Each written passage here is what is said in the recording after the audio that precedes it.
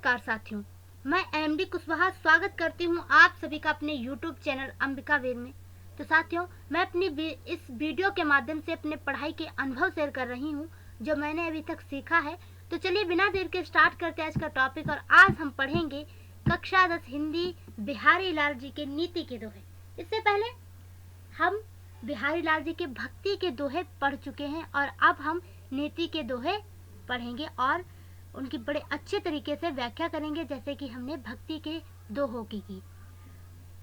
तो साथियों, आप सभी से मेरा एक छोटा सा निवेदन कि कृपया हमारी वीडियो अच्छी लगे तो लाइक कर दीजिएगा, दोस्तों में शेयर कर दीजिएगा और चैनल को सब्सक्राइब जरूर कर लीजिएगा। तो स्टार्ट करते हैं।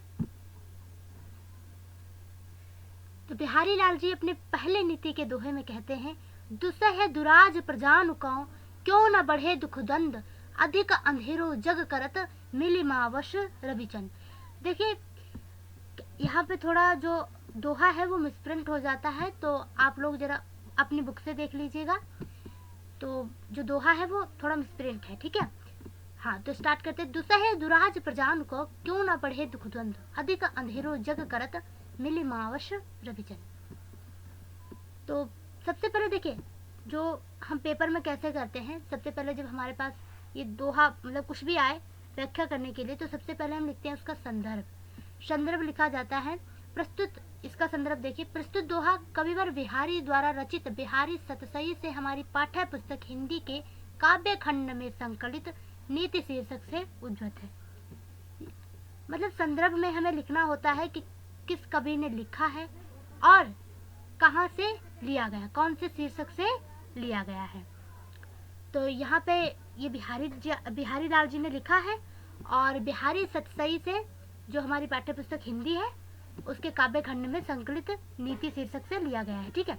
फिर लिखा जाता है प्रसंग। प्रसंग का मतलब यहाँ पे लिखा क्या है, हम ये जो बात लिखी है उसका हम पूरा निचोड़ लिख देते हैं। तो यहाँ पे लिखा गया है, जो दोहा है इसमें दो राजाओं के शासन से उत्पन्न कष्टों का वर्णन किया गया है, ठीक है। तो देखिए, बिहारी लाल जी कहते हैं, अब जरा इसे समझ लीजिए। बिहारी लाल जी कहते हैं, दुसह दुराज प्रजानुकाओ क्यों न बढ़े दुख द्वंद, यानी कि जहाँ पे दो राजाओं का शासन हो, जहाँ पर दो राजाओं का शासन हो तो प्रजा के लिए दुख और द्वंद यानी कि समस्याएं या कष्ट उत्पन्न क्यों ना हो, क्यों ना बढ़े। दुसह का मतलब असहनीय होता है, सहना दुश्वार हो जाता है, ठीक है। अधिक अंधेरो जग करत मिली मावश रविचंद, कह रहे हैं कि जिस प्रकार रवि का मतलब होता है सूर्य और चंद्र का मतलब चंद्रमा, जहाँ पर अमावस्या की रात्रि में सूर्य चंद्रमा एक ही राशि में आ जाते हैं, तो उस मतलब फिर वो क्या करते थे, पूरे जगत में अंधेरा कर देते हैं, पूर्ण अंधेरा कर देते हैं। तो यही बिहारी लाल जी कह रहे हैं कि जहाँ पर एक ही देश में दो राजाओं के शासन से प्रजा के दुख और संघर्ष अत्यधिक बढ़ जाते हैं। दुराज का मतलब दो राजाओं के शासन से, ठीक है, दो राजा हो, वहाँ प्रजा के लिए दुख और द्वंद बढ़ जाते हैं, सहना मुश्किल हो जाता है, सहना दुश्वार हो जाता है। दुसह मतलब दुश्वार, ठीक है, सहना दुश्वार हो जाता है। दोहरे शासन में प्रजा उसी प्रकार दुखी हो जाती है जिस प्रकार अमावस्या की रात्रि में सूर्य और चंद्रमा एक ही राशि में मिलकर संसार को गहन अंधकार से पूर्ण कर देते हैं। अधिक अंधेरो यानी कि बहुत अंधेरा छा जाना, ठीक है। जग करत मिली मावश रविचंद, अमावस्या की रात्रि को मिलकर एक ही राशि में आ जाते हैं। जब अमावस्या की रात्रि होती है तो सूर्य चंद्रमा एक ही राशि में आ जाते हैं, तो जगत में पूरे जगत को अंधकार से भर देते हैं। फिर लिखना है आपको काव्यगत सौंदर्य। काव्यगत सौंदर्य लिखना है, पहले लिखनी है भाषा। तो देखिए, हम अगर एक का काव्यगत सौंदर्य कर लेंगे तो सारा मतलब सभी काव्यगत सौंदर्य ऐसे ही, क्योंकि जो बिहारी लाल जी उनकी भाषा वही रहने वाली ब्रज शैली, मुक्तक शैली में कहा गया, ठीक है। सभी नीति के दोहे यही हैं। रस शांत है, सभी में है। छंद दोहा सभी में है। अलंकार जो है वो चेंज हो सकता है, ठीक है। रूपक, इसमें क्या है, रूपक है, अनुप्रास है और श्लेष है। तो हाँ देखिए, यहाँ पे योजक चिन्ह आ गया, रूपक है। और अधिक अंधेरों, तो एक बार मतलब एक वर्ड जो है वो बार बार आ रहा है तो अनुप्रास है और श्लेष अलंकार है। उसके बाद में गुण जो है वो प्रसाद है, तो गुण भी सभी में सेम ही रहेगा, प्रसाद ही रहेगा। अब अगले देखते हैं। बिहारी जी कहते हैं, बसई बुराई जासुतन ताही को सम्मान, भलो भलो कही छोड़िए खोटे ग्रह जपुदान।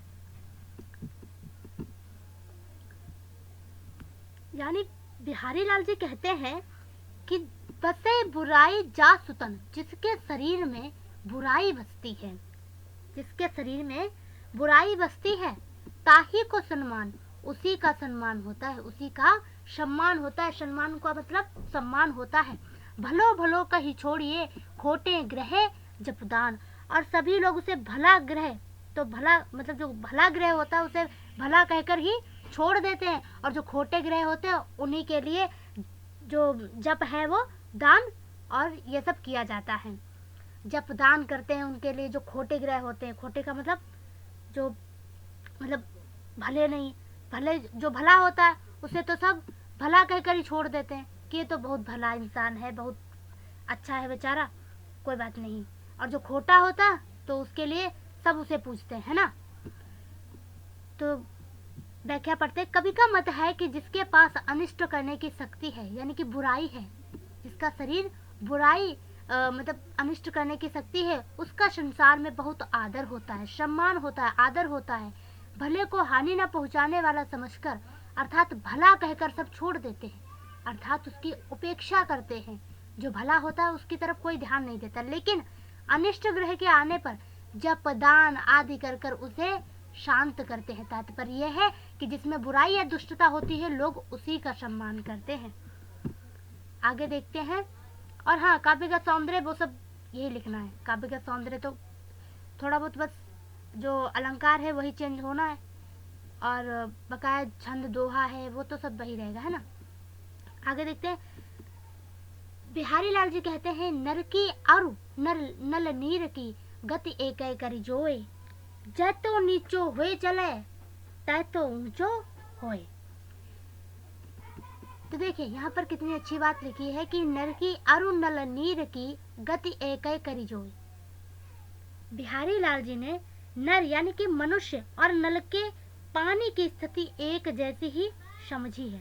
ठीक, उन्होंने कहा कि नर और नल को, जो नल का पानी होता है उसको एक जैसा समझना चाहिए। क्यों? मनुष्य और नल, जो मतलब पानी होता है नल का, जितना ही नीचा होकर चलता है, जितना ही नीचा होकर चलता है वो उतना ही ऊंचा चढ़ता है ना। जो नल का पानी होता है, हम जितना ही नीचा करके उसे चलाते हैं वो उतना ही ऊंचा होता है। तात्पर्य यह है कि जो मनुष्य है वो जितना नम्र होकर आचरण करता है वह उतना ही श्रेष्ठ होता जाता है ना। इसी प्रकार नल जो है वो जितना नीचे चलाया जाता है उतना उसका पानी भी ऊपर को उठता है। तो वैसे ही मनुष्य है कि जितना नीचा होकर चलेगा, यानी कि नम्र होकर चलेगा, थोड़ा नम्रता का व्यवहार करेगा, तो वैसे ही उसकी उन्नति भी होगी। तो व्याख्या देख लेते, लिखना कैसे है।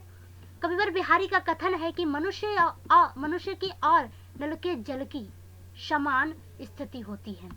जिस प्रकार नल का जल जितना नीचे होकर बहता है उतना ही ऊंचा उठता है, उसी प्रकार मनुष्य जितना नम्रता का व्यवहार करता है उतनी ही अधिक उन्नति करता है। इस प्रकार मनुष्य और नल का पानी जितना नीचे होकर चलते हैं उतना ही ऊंचे उठते हैं। ठीक, आगे देखते हैं। बढ़त बढ़त संपत्ति सलिलो, मन सरोज बढ़ जाए, घटत घटत सुना फिर घटाए, बरु समूल को मिलाए, बरु समूल को मिलाए।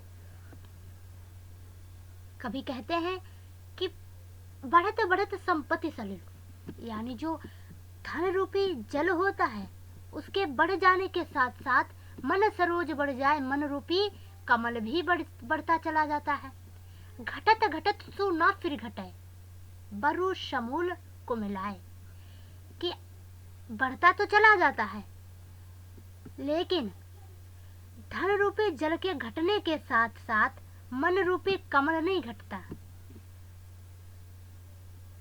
लेकिन क्या होता है, बर समूल को मिलाए, अपितु समूल का अर्थ होता है मूल सहित, यानी कि जड़ सहित, को मिलाए का मतलब नष्ट हो जाता है। देखा होगा कमल, कमल जो है वो तालाब में खिलता है, फिर क्या होता है कि पानी जैसे ही बढ़ता है तब वो कमल तो खिलता चला जाता है, और उसकी नाल जो होती है वो भी बड़ी होती चली जाती है। लेकिन जब पानी उतरता है तालाब में, पानी कम होता है, तो क्या होता है, जो कमल की डंडी है और कमल है वो मुरझा जाते हैं, ना कि घट जाते हैं ना। तो वही कह रहे हैं बिहारी लाल जी भी कि बढ़त बढ़त संपत्ति सलूल, धन रूपी जल के बढ़ जाने के साथ साथ मन सरोज बढ़ जाए, मन रूपी कमल भी बढ़ता चला जाता है। घटत घटत सूना फिर घटे, और घट जाने पर, धन रूपी जल के घटने के साथ साथ मन रूपी कमल नहीं घटता, क्या होता है, लेकिन वो जड़ सहित कुमिला जाता है, नष्ट हो जाता है। अर्थात धन बढ़ जाने पर मन की इच्छाएं तो बढ़ जाती हैं, लेकिन जब धन घटता है तो मन की इच्छाएं नहीं घटती। तो देखिए, कवि का कथन है कि धन रूपी जल के बढ़ जाने के साथ साथ मन रूपी कमल भी बढ़ता चला जाता है, किंतु धन रूपी जल के घटने के साथ साथ मन रूपी कमल नहीं घटता, अपितु समूल नष्ट हो जाता है। अर्थात धन के बढ़ जाने पर मन की इच्छाएं भी बढ़ जाती हैं, परंतु धन के घट जाने पर मन की इच्छाएं नहीं घटती। तब परिणाम यह होता है कि मनुष्य यह सह नहीं पाता और दुख से मरे हुए के समान हो जाता है। जैसे कि कमल की डंडी जड़ सहित नष्ट हो जाती है, वैसे ही मनुष्य भी उस समय नष्ट हो जाता है। तो साथियों, आज के लिए बस इतना ही, मिलते हैं अगली वीडियो में। और अगर आप लोगों को इसका PDF चाहिए हो तो हम नीचे डिस्क्रिप्शन में अपने ब्लॉग का लिंक डाल देंगे, अंबिका वीर नाम से, ठीक है। उसे आप क्लिक करके वहां से इसका PDF प्राप्त कर सकते हैं। तो साथियों, आज के लिए बस इतना ही, मिलते हैं अगले की वीडियो में। और मैं आप सभी से